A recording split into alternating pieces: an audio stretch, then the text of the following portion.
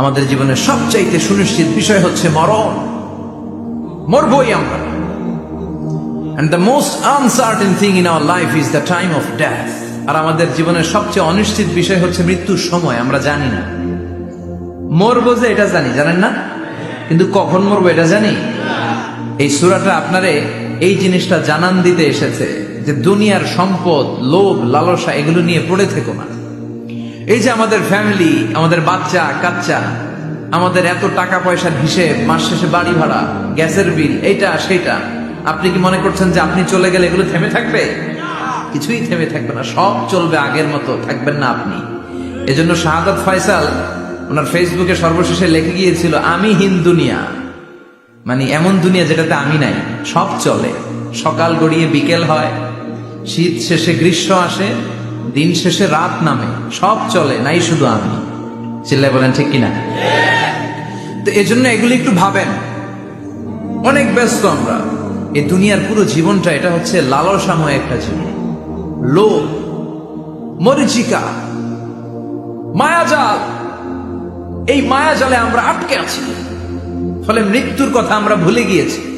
পাগলের মতো ছুটছি, আরো টাকা লাগবে, আরো খ্যাতি লাগবে, আরো যশ লাগবে, আরো দাপট লাগবে আমার। এত টাকা দিয়ে কি হবে? এত সম্পদ দিয়ে কি হবে? এত ব্যস্ততা দিয়ে কি হবে তোমার? স্টপ, থামো, অনেক হয়েছে, আম্মা থামো। Take a rest, take a breath, and think about death.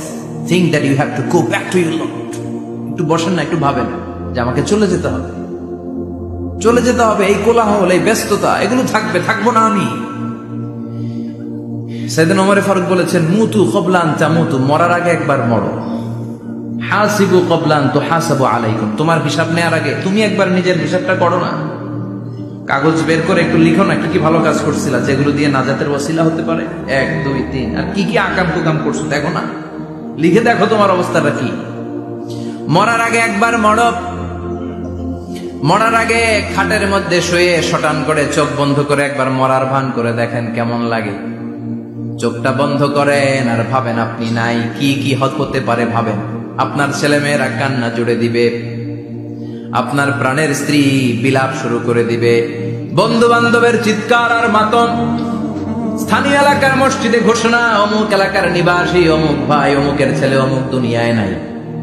সব আত্মীয়রা চলে আসবে, ফেসবুকে স্ট্যাটাস দেয়া হবে, সবাই সবাইকে জানাবে বিকাল 4টায় অমুক হাই স্কুল ময়দানে আপনার জানাজা।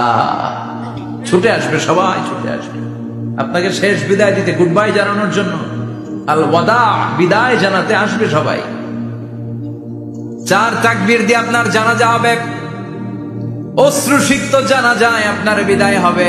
কাঠের খাটিয়ার মধ্যে করে কাঁধে তুলে আপনারে কবরে নেওয়া হবে, আগে থেকে করে রাখা কবরটার মধ্যে আপনারে বিছিয়ে দেয়া হবে, বাঁশের কচি দিয়ে তার উপরে মাটির চাপা দিয়ে সব চলে যাবে।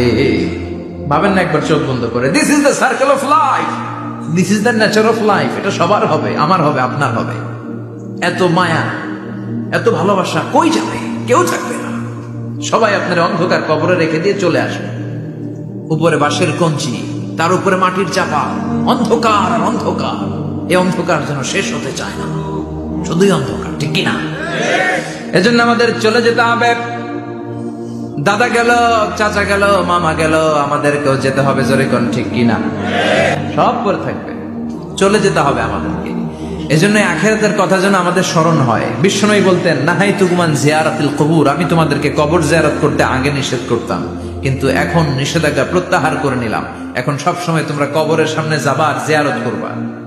কবরস্থানে জানতো একটু যাবেন, একটু গেলে আখিরাতের কথাটা স্মরণ হবে। ওখানে ছোট শিশুরা শুয়ে আছে, কিশোর যুবকরা আছে, আপনার মতো তাগড়া যুবক মুরব্বীরা আছে। এরা এই এলাকায় থাকতো, এরা আকাশ থেকে নেমে আসে না, এই এলাকার সন্তান আজ নাই। একটা সার্টেন পিরিয়ড শেষে আপনিও থাকবেন না।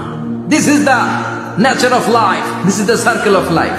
ছোট্ট শিশু হয়ে এসেছিলেন, শৈশব, কৈশোর, যৌবন, প্রৌঢ়ত্ব। আগে ছিলেন সিঙ্গেল, বিয়ে করে হয়ে গেলেন ডবল। এরপরে আল্লাহ আপনাকে একটা মেয়ে দিল, এরপরে মেয়েকে বিয়ে দিয়ে শ্বশুর হলেন, এরপরে ওই মেয়ের ঘরে সন্তান হতে নানা হলেন। আর কতদিন? অনেক দিন হলো তো, অনেক লম্বা সময় পেয়েছেন আপনি। Think about that. এবার যাওয়ার কথা ভাবেন। আখিরাতের সামানের কথা ভাবেন, ফিরে যেতে হবে। কি শক্তিশালী যুবক, বার্ধক্য চলে আসলে লাঠি ছাড়া চলতে পারে না। কুচকুচে কালো দাড়ি সাদা হয়ে যায়, দাড়ির শুভ্রতা, বয়সের ভার, রং ধরা যৌবন জং ধরে শেষ, ঠিক কিনা? This is the circle of life. যুবক ভাইয়েরা, এটাই জীবন, চলে যেতে হবে, কেউ থাকতে পারবে না, ঠিক কিনা? এটা রিমাইন্ডার আল্লাহ এই সূরার ভেতরে দিয়েছেন যে তোমাদেরকে ফিরে যেতে হবে, এই লোভ লালসা ছেড়ে দাও। রব্বুল আলামিন বলেন, আলহাকুমুত তাকাসুর হাত্তা যুরতুমুল মাকাবির। ও গোলাম, দুনিয়ার সম্পদ, লোভ লালসা তোদেরকে পাগল বানিয়ে দিয়েছে। এই লোভ পাগলামি কোনোদিন তোদের থামবে না যতদিন না তোরা কবরে ঢুকবি, ঠিক কিনা? কার কথা? আল্লাহ বললেন, দুনিয়ার সম্পদ আর লোভ আর মোহে তোমরা গাফেল হয়ে গিয়েছো।